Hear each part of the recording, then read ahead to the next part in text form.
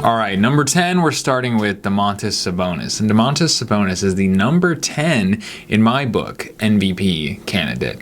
He's number 10. It's always funny because there are so many candidates. You have number 10, Domantas Sabonis. Is there any likelihood that he is going to be an NBA MVP? No. There's no way. There's no possible way. Imagine that. Imagine we get to the end of the season and Domantas Sabonis is the NBA MVP. It's just not going to happen. But I think what you need to do is you end up looking at stats. So you look at these guys' stat lines and you're like, okay, they have a good win percentage. You know, right now, 7-4. They just won tonight, so I guess now they're up 8-4. So they're good. So you have a team that is good, and you need to pick one guy to be in the conversation for MVP when you have a good team. So I have a feeling that bouncing around right now on the NBA MVP tracker by Basketball Reference, which is one of the factors that I'm weighing into MVP candidates and what I actually think is going to happen, it's going to be an upsetting list because if you look at this list and you look at the other lists that are made, there are some young guys that are making it really far up the list, but I don't believe in them. Because really when you really want to make your basis on your MVP predictions, you want to base this off of Vegas odds, because Vegas has skin in the game. They're going to lose something, right? So if you look at Vegas odds, you're not going to see Domantas Sabonis. He is not on the list. You're going to see a lot of guys who right now don't really have their stats cooking. Okay, they don't have their stats cooking. Maybe their teams are off to bad starts because Vegas knows, hey, we're good at predicting. We're not going to base our predictions on what's happening right now. We're not going to extrapolate what's going to happen this season and who's going to come out with the most wins and who's going to have the greatest season based on the current projections, based on what's happening now. We're not going to say, oh, the Pacers are doing really well. They must finish number 3 in the East. That's probably going to be the same. It's probably going to continue winning. No, they're like, okay, we're going to base this on last year. We're going to base this on who's injured, and we're going to actually predict. So Domantas Sabonis is number 10, and the reason being you need a king. You either need De'Aaron Fox or you need Sabonis, because I think they're going to get a lot of wins. I see them finishing like 4th, 5th in the West, and both those guys are really good, and they're putting up pretty decent stats. Let's take a look at Sabonis' stats. So he's at 19 points a game. I assume he's pulling down like a decent amount of rebounds, and he is. Total rebounds 12.9 a game. That's the second best in the league next to someone we'll get to later. So while Sabonis he is on my list at number 10, there's no chance that he's going to be the NBA MVP. There's just no way that's going to be. But he's still number 10. Maybe there is a way. Maybe there is a way, but I'm going to put him at number 10 out of respect for the Kings and himself and how well he's playing. But do I really believe he's going to have any chance at being NBA MVP? Would I place that bet? I would not. Okay. So number 10 on, this is the crazy thing, on MVP tracker based on yesterday, when I took this screenshot, Derek White is number 10, which is interesting because you realize that MVP tracker bases heavily on team wins, which is never what they vote for. They very, very rarely, there was a time where it was like, who has the best record? What team has the best record? Who's the best player on that team? There's your MVP. That's what they used to do. Unless, of course, a guy had already won it. People don't like giving it to Michael Jordan, LeBron, over and over again. Giannis, Jokic. No, I can't even say Curry, because Curry did not have, after his back-to-back, he didn't have a particularly great season after when Kevin Durant joined his team. So I think he ended up being like 3rd team All-NBA, so I can't say, oh, he got robbed, because he wasn't even in the conversation. Of course, how could he be? He had to share the ball. So number 10, it is funny, like number 10 is Derek White. Crazy, Derek White. Yeah, he's going to be MVP. I don't know where, so MVP tracker, it's just a formula. It's just a formula. Someone ran a math equation. When you run the math equation, it overweights win percentage because Boston's good. They're 10-2. I think they might be 11-2 now. I think they played last night and they won. So the 10th on Vegas is Kevin Durant. So you'll kind of see what I mean, that they pick guys that they're thinking, okay, well, he's going to be good. He's going to be hot. He's going to do well. Even though the Suns aren't doing great right now, we're not going to extrapolate the Suns record into the future. Why do that? Why bother? Because it's not going to be the case. They're going to get good. They're going to get Bradley Beal, and you're going to have Kevin Durant, who's one of the best players in the league on one of the best teams in the league. So place your bet at plus 2,600. So meaning if you placed a $100 bet on Kevin Durant being the NBA MVP and he got it, you get $2,600. Pretty good. Not a bad deal. So my number 9, and this is like kind of controversial, LeBron James. LeBron's playing really well. And one thing we need to remember about LeBron James is he likes trophies, okay? So I really like the new 65 game rule. I think it's pretty awesome, and I think it works really well because guys want their trophies. And it used to be, I think Kawhi Leonard got a All-NBA. No, I'm actually going to use the example of LeBron James. I think there's one year when he had 47. I think he played in 47 games. Granted, I think it was a shortened season, but he made third team All-NBA, which I don't believe is right. And I've said this before on my real show on What Slaps, that I love LeBron, but I don't. There's a couple All-NBA seasons that he's had where I think he just sort of made it because people vote for LeBron because he's like awesome and he's a big celebrity and they want him to be All-NBA. That's what I believe. So I do believe he's going to play 65 games at least. He's going to get there and he's going to have to be good. He's not going to be able to rest. He's not going to be able to manage his load. He's not going to be able to have a minutes restriction, even though he's 38, going to be 39. He might be 39, going to be 40. I could be wrong. Actually, I think he is 39. Let's look this up. Let's look up how old LeBron James is. I could be wrong. Maybe he is. No, he's 38. So he's going to be 39. So it's assumed he's going to play until he's 40. So he's going. I don't think it's crazy to put LeBron at 9 because it could totally happen. He has to play well. He has to play a lot. And he's going to play 65 games. So you're not crazy. He is not on the Vegas top 10. He's not even there. So, but I still believe. And also one thing I want to talk about is pi rating. Pi rating is player impact estimate. And an observation I made last year was the fact that player estimate, the player impact estimate rating, for the past like 7 or 8 years, the guy who had the best pi rating is what they called. Again, another equation that they use to figure out who is the most impactful player on the court. The guy that was the most impactful player always got the MVP. Except last year, I believe Jokic was, and they gave it to Embiid. Of course, I think I'm more of a Jokic fan than I am an Embiid fan. And I wanted to see it go to Jokic, but I had to admit, he win 2 scoring titles, and they played well at the end of the season. The Denver Nuggets did not. They hit a skid, and then Jokic didn't play the last couple games.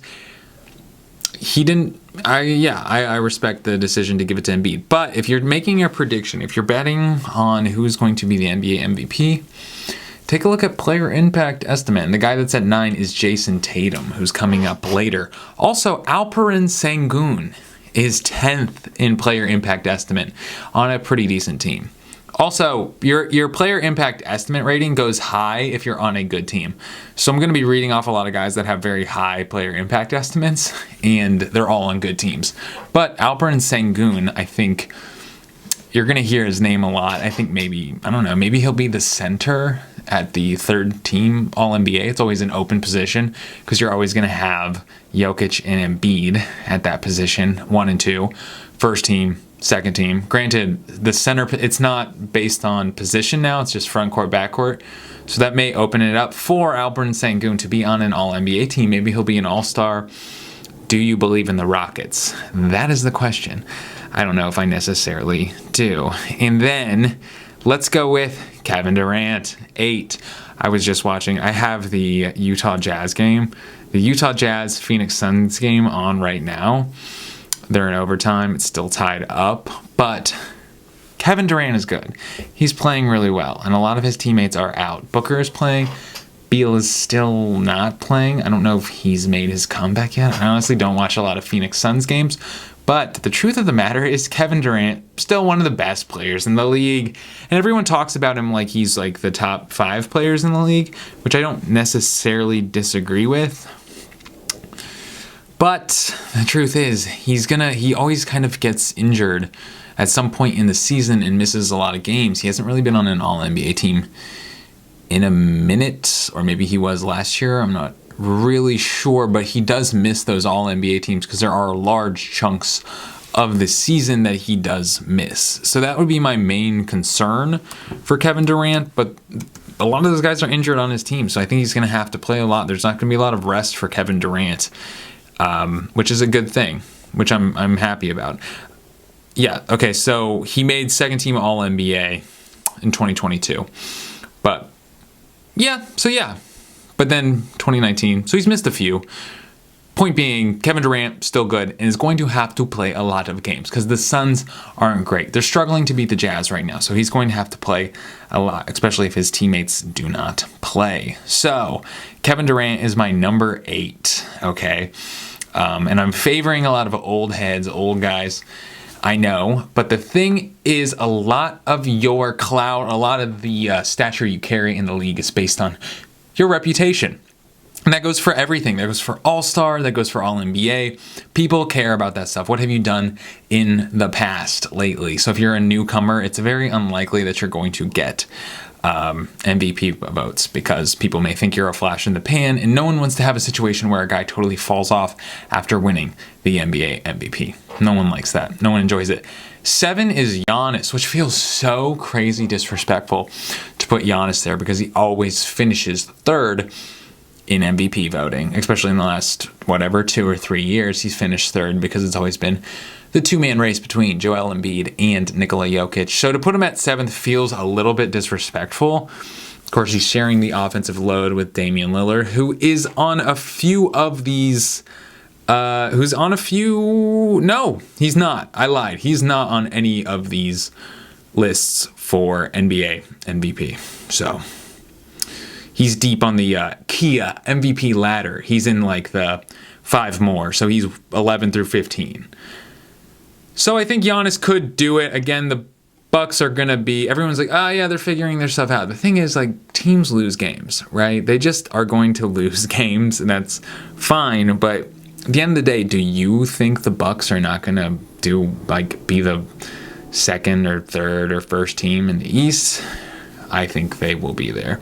And I think Giannis will have a lot to do with it.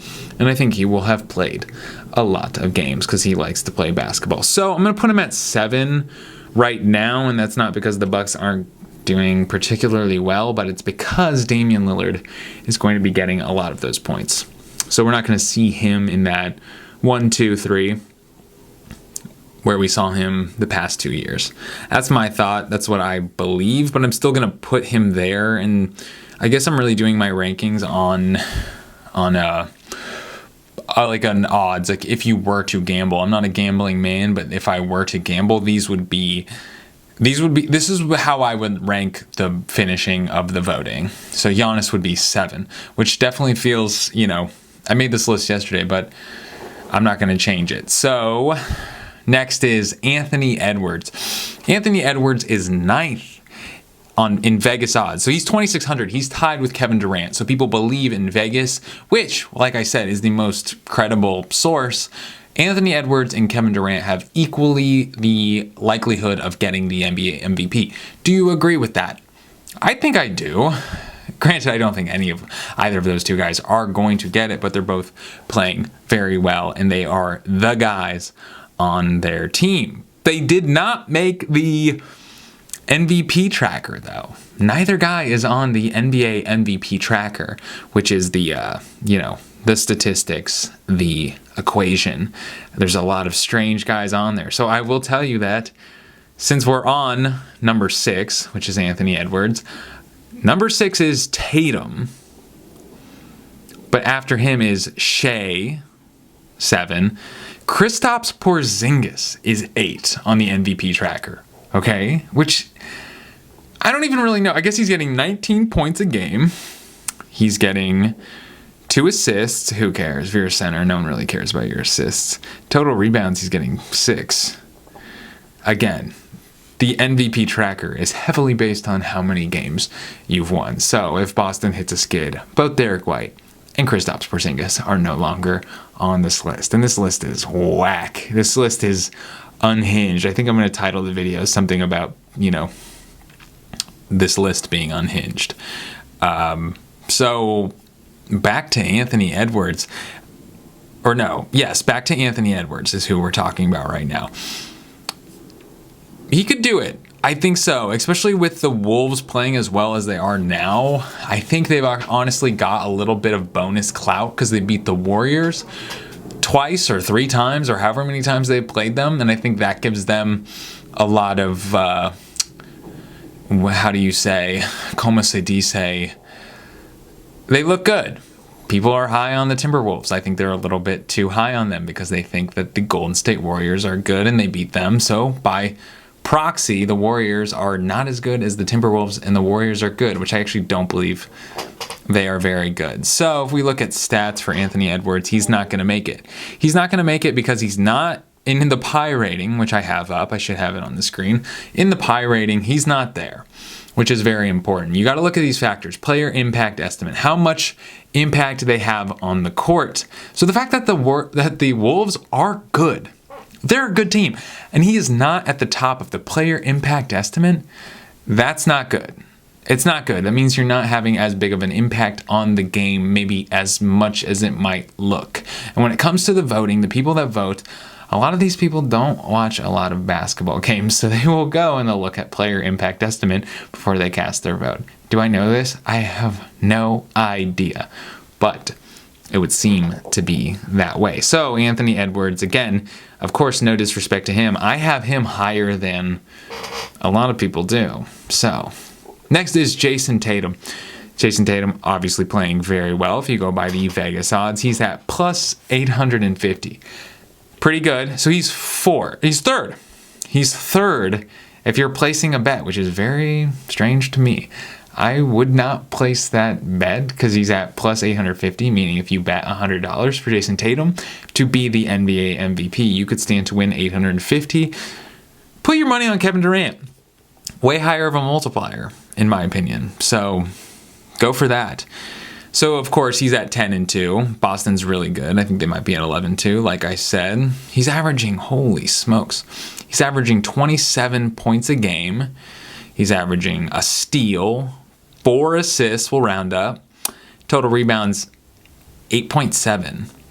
Tatum is great. Also, people are talking about how strong Tatum looks, which is very important. I forget who it was that was talking about it, but I think they were referencing, they said, if Derek White, it might have been Ryan Russillo, he said, if Derek White looked like Cam Reddish, he would be in MVP conversations, which I think is messed up.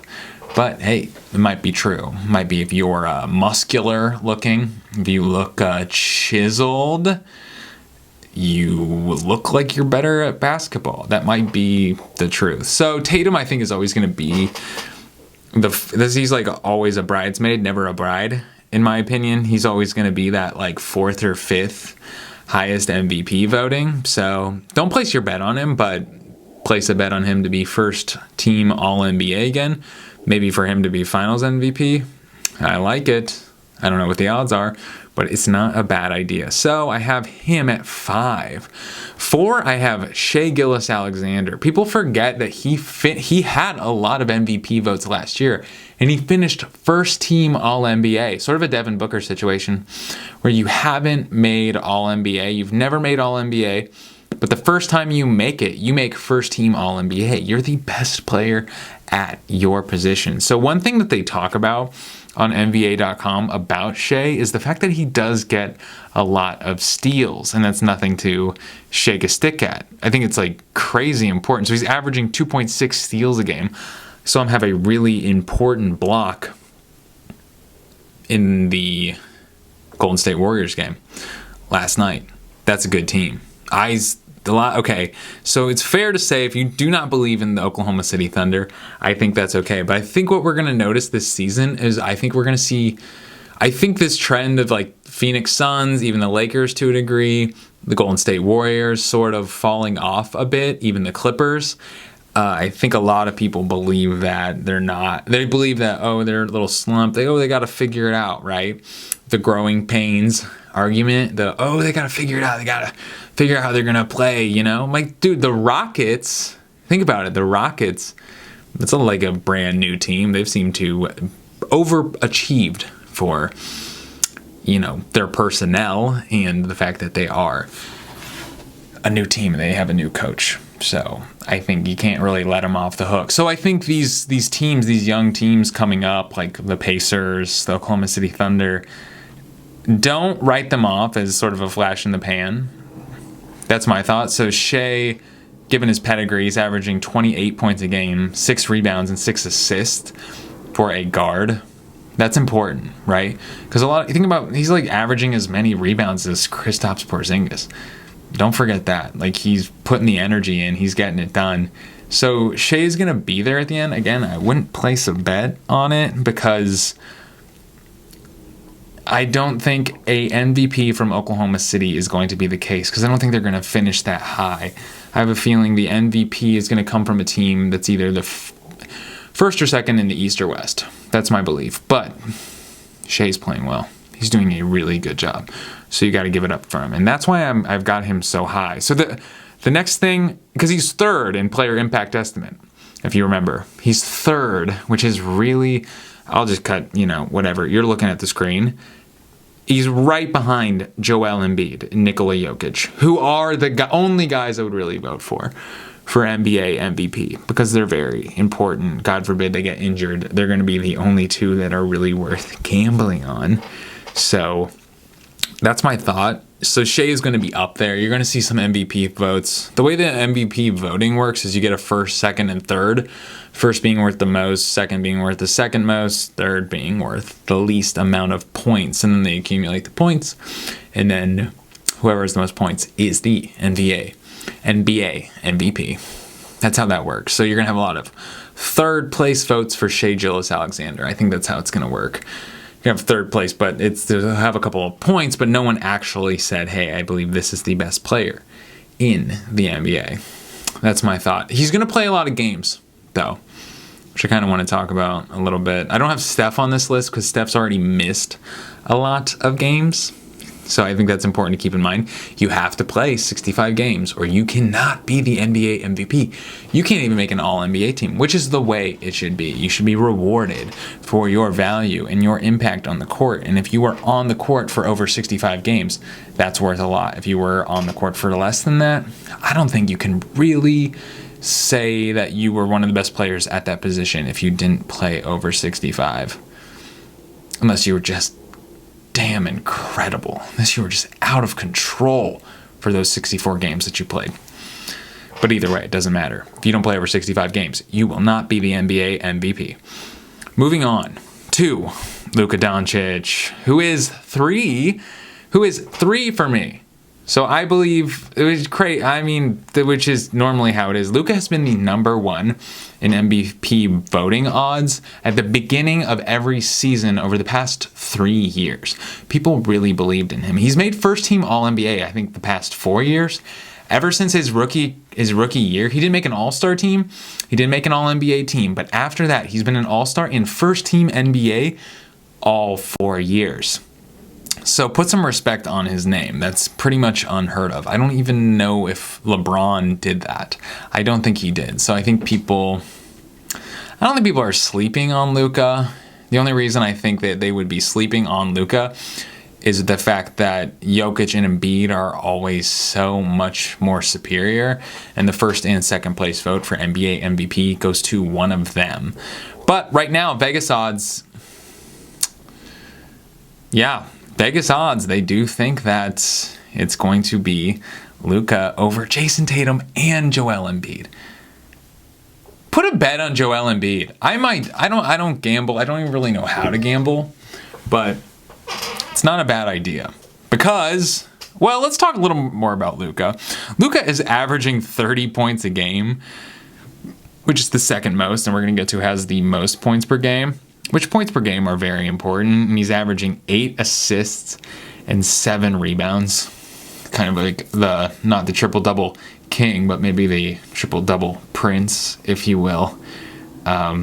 I guess he's one triple-double behind Larry Bird in all-time triple-doubles, which I think, give it 4 or 5 years, I don't think we talk about triple-doubles anymore. I think we got a little bit horny for triple-doubles in the past. I think we were like, whoa, Russ is averaging a triple-double, and that hasn't been done since Oscar Robertson. And we got just crazy horny for that. And then I think over time, more guys like Luka, Jokic, even LeBron started doing it. And Luka, obviously, and Luka and Jokic are going to pass Russell Westbrook for all-time triple-doubles. And we will forget. We will just kind of forget about triple-doubles because we'll realize they don't win games, and they're sort of arbitrary, and they're more of an indicator of a guy's playing style and less an indicator of his merit on the basketball court. That's how I feel. So Luka, place a bet on Luka. Why not? If you can get good odds. But again, you're not going to find great odds because people believe in Luka at the moment. Now, getting to the only 2 guys that I really believe have a chance at winning the NBA MVP. Before I get to these guys, let's talk about the fact that MVP Tracker has Tyrese Halliburton and Tyrese Maxey as 3 and 4. They believe that these guys have that much potential, so they have a probability. So 4.5 for Halliburton to win the NBA MVP, and Maxey 2.1. So 3 and 4. Granted, Jokic has most of the probability, but this equation believes in these guys. The reason I don't is because I don't necessarily believe in the Pacers. Do I have a reason to not? They've been playing really well. I've actually watched a lot of their games, and they look like a really good team. Bruce Brown looks awesome. Again, I have a crush on Bruce Brown, but Pacers do look good, but I just don't see them. I see them maybe, I'd like to see them not be in the play-in, make the playoffs straight up, but I don't believe in it just because I need to see it to believe it. I didn't see it last year. That's my thought, but I do want to say to the Tyreses, Maxey and Halliburton, you do your thing, mommy. So I want to give props to them, even though they didn't make my list. Also, they're not player impact estimate high, which is very important. The 2 guys that are at the top, Joel Embiid, 19.8 player impact estimate. Pretty good, really good. He's up there. He's playing well. I think the Sixers actually now have a better record than the Nuggets because the Nuggets have lost 2 games in a row. Lost that one to the Pelicans. I need to check Jokic's stat line for whoever they played tonight. I want to take a look at that. I'm sure he has some ridiculous stat line because that's the thing. When Murray is out, Jokic has a crazy stat line, but they don't win as many games. So I think he's going to be back soon, I think in December. So he'll be back, and then the Nuggets will start winning. Jokic's stat line will go down. But we're talking about Embiid right now. So he has a really high player impact estimate, and he's also ahead in wins of Jokic. So I don't know. It's going to be close. It's going to be tough, especially if Philly ends up with a lot more wins than the Nuggets. It's between these 2 guys. I'm not even kidding. It's between these 2 guys, and that's it. That's all there is. Also, so place your bet on Joel Embiid. Right now, he's 4th. He's plus 900, meaning you can win $900 if you bet $100, which is more money than if you were to bet Jason Tatum, which is whack. I should be a Vegas handicapper because there's no way I'll eat my hat if Tatum finishes with more votes than Joel Embiid. So then at the top we have Nikola Jokic. This is what's funny. If you bet $100 on Jokic winning the MVP, you get $85. That's how much certainty Vegas has on Jokic winning, which makes sense. He really doesn't have bad games.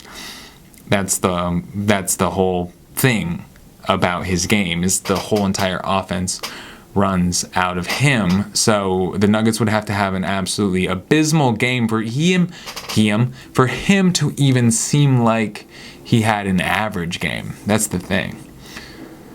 So he's going to get it unless the Nuggets just really fall off a cliff right here. And here's an important thing to point out. His player impact estimate, probably you guys are tired of me saying it, but trust me, when my camera automatically turns off after 25 minutes, but I don't remember when it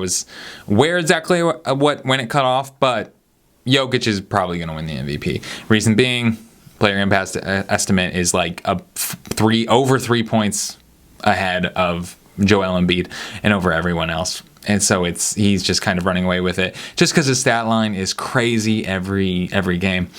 Because if Murray's not playing, his great stat line. I don't know if I'm repeating myself, but 77% is the probability on MVP tracker. Next is Embiid with 9%.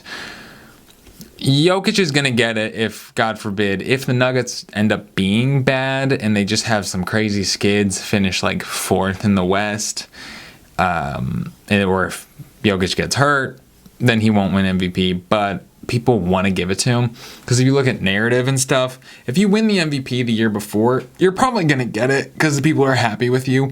Even if you have a crazy awesome season like Giannis had a couple of years, he had a really awesome season, but they couldn't really give it to him because he choked in the playoffs. So voters don't like looking silly when they vote for a guy for MVP and he doesn't do well in the playoffs. So how well you did the season before has a lot to do with how you finish in the MVP voting. Again, because nobody really watches basketball, but if they know a guy has trophies and he did really well, they'll throw him a bone. That's how it's going to work. So you can win $85 if you bet $100 on Nikola Jokic. Crazy. Talk to someone about basketball this week. Do that. Yeah. Talk to a stranger about basketball. If you see someone wearing a t-shirt of a team, talk about that team. Be good to your mothers.